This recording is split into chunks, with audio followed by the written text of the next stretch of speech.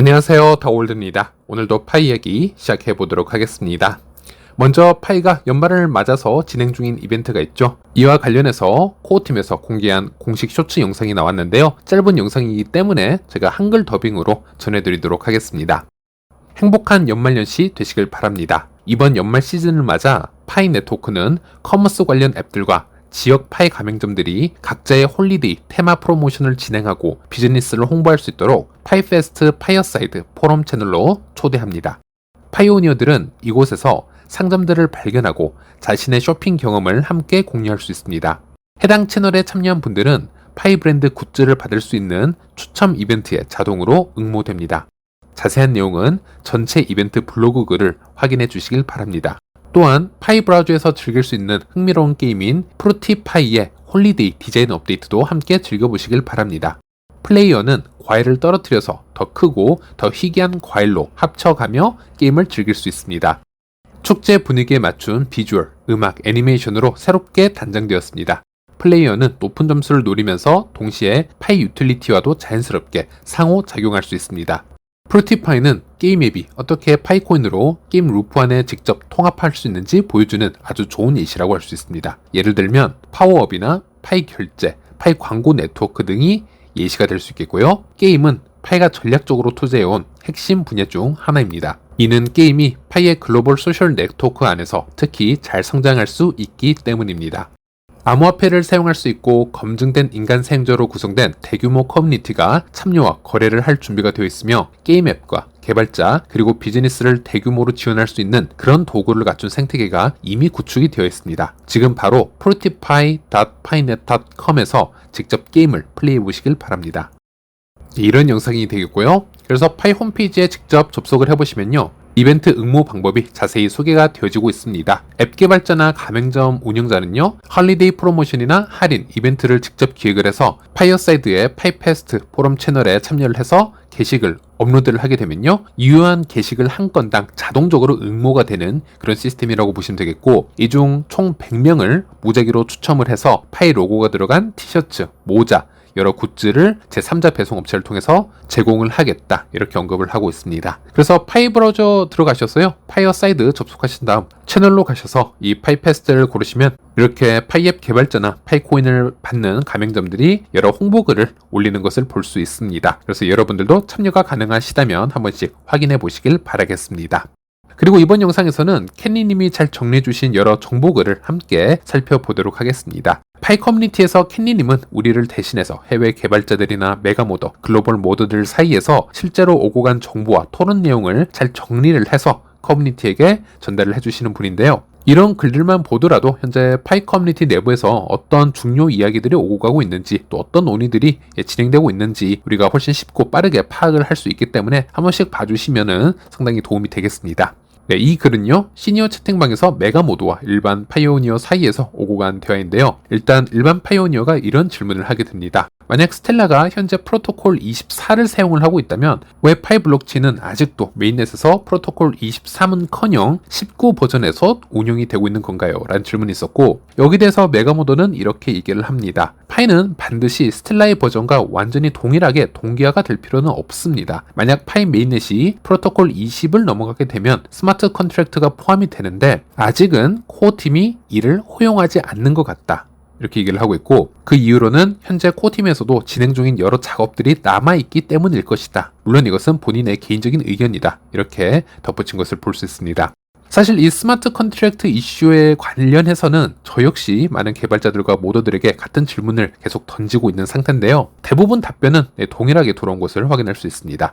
그 의견들을 종합을 해보자면 파이가 프로토콜을 업그레이드를 하고 스마트 컨트랙트를 도입을 할 것이냐 못할 것이냐, 이 문제는 기술적인 한계는 더 이상 아니라는 것이죠. 메인넷이 20 버전만 넘어가면 스마트 컨트랙트는 사실상 가능하게 되는 것인데요. 문제는 코어팀 내부 정책적인 판단의 영역에 가깝다라는 것입니다.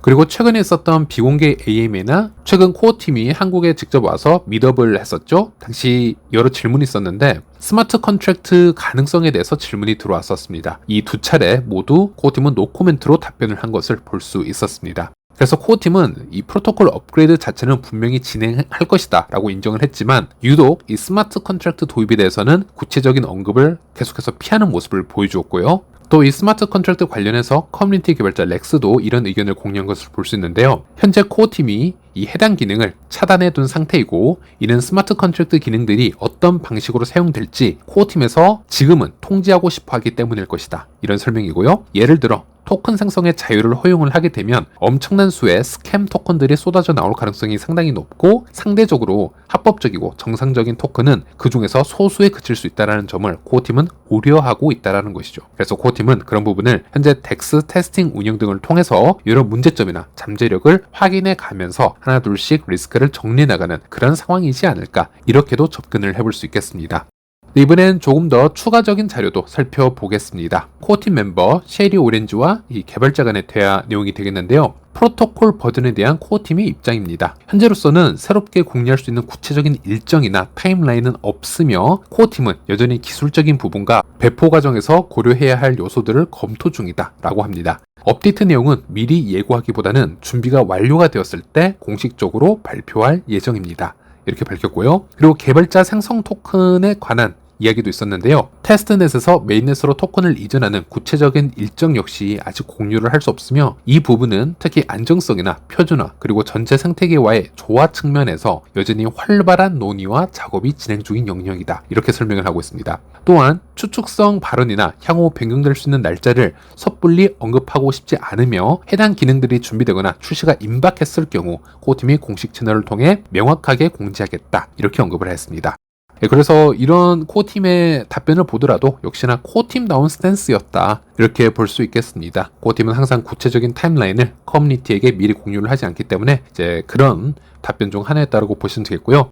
네, 그리고 제 영상에서도 그렇고 캔리님도 그렇고 이렇게 수많은 개발자들, 수많은 파이오니어들이 왜 파이 생태계에서 이 프로토콜 업그레이드와 스마트 컨트랙트 도입 시점과 방식에 대해서 큰 관심을 가질 수밖에 없냐, 여기에 대해서도 추가 설명을 해드리자면요.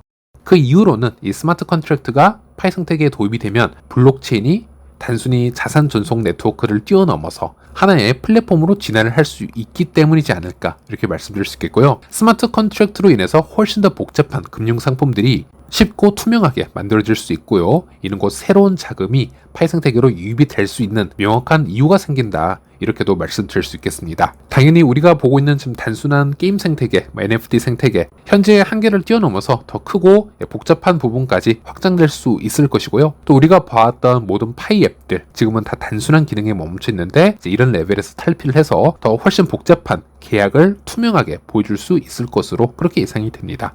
그리고 당연히 스마트 컨트랙트가 도입이 되면요, 가격적인 측면 역시 무시할 수가 없겠습니다. 제가 지난 영상에서 몇 번 언급을 해드린 적이 있지만 다시 보여드리자면, 스마트 컨트랙트 업그레이드 사례로는 대표적인 예로 카르다노 에이다를 한번 살펴볼 수 있겠습니다. 당시 약 0.2달러 수준에 멈춰있던 가격이 스마트 컨트랙트 업그레이드가 들어오면서 3달러를 넘는 큰 상승을 보여준 바가 있습니다.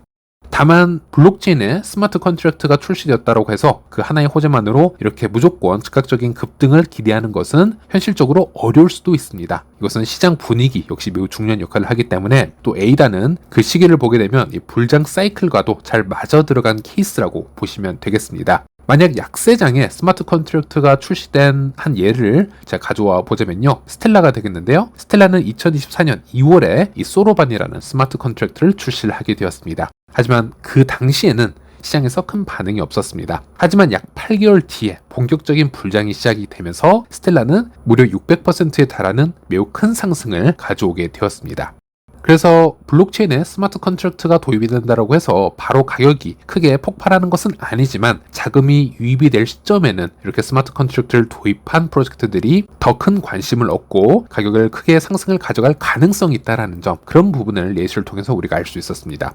그렇기 때문에 많은 분들이 여기에 대해서 관심을 가지고 여기에 대해서 코어팀이 어떤 언급을 하고 있는가, 이런 것을 이제 추적을 하고 있는 게 아닌가, 이렇게 말씀드릴 수 있겠고요. 그래서 2026년에는 프로토콜 업그레이드 그리고 더불어서 스마트 컨트랙트 도입까지 꼭 좋은 소식이 들릴 수 있기를 기대를 해보도록 하겠습니다. 네, 그리고 현재 테스트넷에서 토큰 발행 관련해서 여러 가지 이야기가 오고 가고 있는 것을 살펴볼 수 있는데요. 베트남의 메가모더의 답변입니다. 물론 한글 번역이 되어 있어서 조금 어색하게 해석이 되었지만은 제가 좀 더 자연스럽게 번역을 해드리자면 현재 테스트넷에서 개발자들이 자유롭게 토큰을 발행을 하고 테스팅을 할 수 있긴 한데 이것을 코어팀이 만들어준 가이드라인을 벗어나서 규정 위반으로 발행을 하고 테스팅을 하고 있다라는 언급을 합니다. 그래서 이런 부분들도 코어팀이 앞으로 좀 더 개방을 하기에 앞서서 여러 리스크를 관찰을 하고 좀 제어하는 데 시간이 걸릴 것으로 보여진다, 이런 얘기를 한 것을 볼 수 있습니다.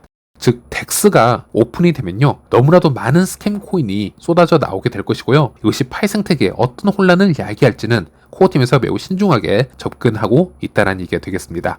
우리가 테스트넷 한번 들어가 보게 되면요 정말 별의별 토큰들이 다 쏟아져 나오는 것을 볼 수 있습니다. 특히나 이런 토큰들이 보이죠? 이름이 비트코인이나 이더리움 또는 스테이블 코인과 같은 USDT 또는 도지코인, 이런 토큰들도 발행이 된 것을 볼 수 있는데 이것은 실제 우리가 알고 있는 그 정식 코인과는 아무런 관계가 없는 다른 토큰이라고 보시면 되겠습니다. 그냥 일반 파이 토큰에다가 이름과 로고만 갖다 붙인 거라고 보시면 되겠는데요, 오히려 혼란을 야기시킬 수 있는 스캠 토큰과 가깝다라고 볼 수 있겠죠. 그래서 이런 부분 까지 코어팀에서는 여러 가지 측면에서 지금 분석을 하고 있는 것으로 보여지고 있습니다.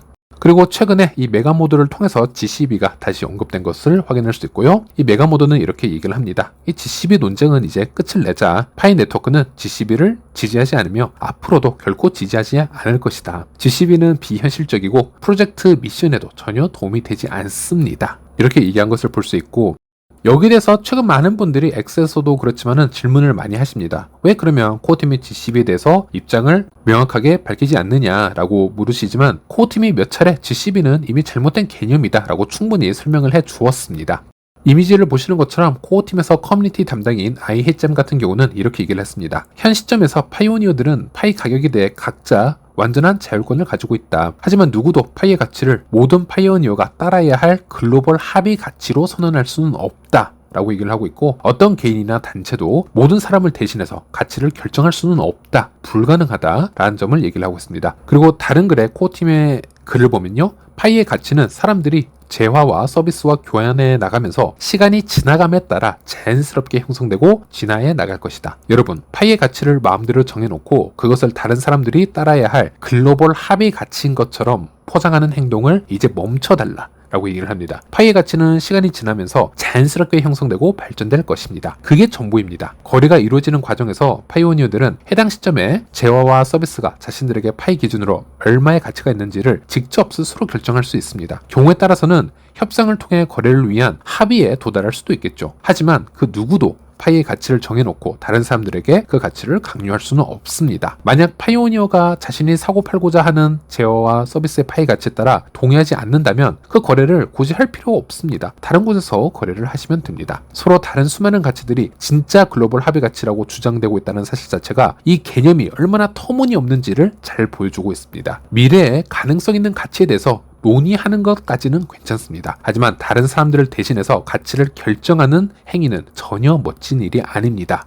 이런 글들을 남겼었고, 그래서 코어팀은 분명하게 GCB라는 단어를 언급을 하면서 이런 것은 인정할 수가 없다, 논리적으로 맞지 않다, 여러 차례 이외에도 더 언급을 한 것을 우리가 확인을 할 수 있었습니다. 이미 이런 부분들은 코어팀이 메가모더나 모더들에게 직접 또 전달을 했고요. 그래서 모더들에 의해서 수백 번 이상 커뮤니티에 의해서 또 언급이 된 부분이기 때문에 아직도 많은 분들이 이 GCB에 대해서 옹호를 해달라, 코어팀의 입장을 듣고 싶다라고 질문을 하는 것에 대해서 전 좀 이해가 되지 않는다라는 말씀을 드리고 싶고요. 이것은 코어팀도 메가모더도 모더도 정말 이것에 관해서는 딱 잘라서 선을 긋고 얘기를 하고 있는 것을 우리가 확인할 수 있습니다.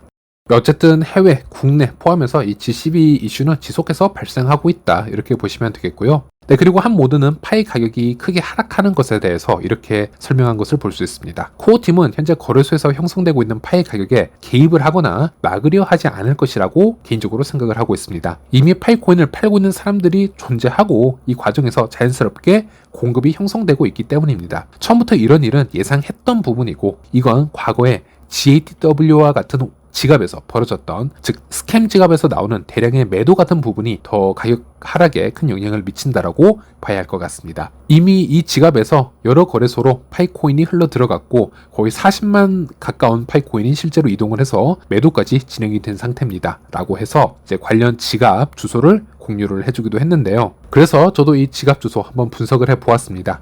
현재까지 약 730만 개의 파이코인을 이 지갑으로 모았는데요. 이 파이코인을 어떻게 모았을까 생각을 해보자면 여러 가지 피싱을 했겠죠. 스캠 사이트를 만들어서 숨지는 사람들을 속여서 비밀 구조를 입력을 하게 한 후 지갑에 있는 코인을 다 빼들어 왔을 수도 있고요. 그런 방식으로 빼낸 대량의 파이코인들일 겁니다. 그리고 이 700만 개의 파이코인을 이미 다 다른 데로 전송을 해버렸습니다. 추적을 해보면 가장 많은 파이코인을 보낸 이 390만 개의 파이코인은 비트겟 거래소로 보내졌고요. 또 150만 개는 게이트.io 거래소로 보내졌습니다. 또 118만 개는 MEXC 거래소로 보내진 것을 볼 수 있습니다. 그래서 이렇게 스캠 지갑에서 거래소로 파이코인을 크게 보냈다는 것은 일단 거래소에서 매도를 진행할 계획이 있다라는 의도로 보시면 되겠죠. 그래서 2025년 한 해는 초반에 이런 물량들이 어쩔 수 없이 큰 가격 하락을 만들어내는 요인이었다라고 이제 보도가 언급을 해주는 것이라고 보시면 되겠습니다.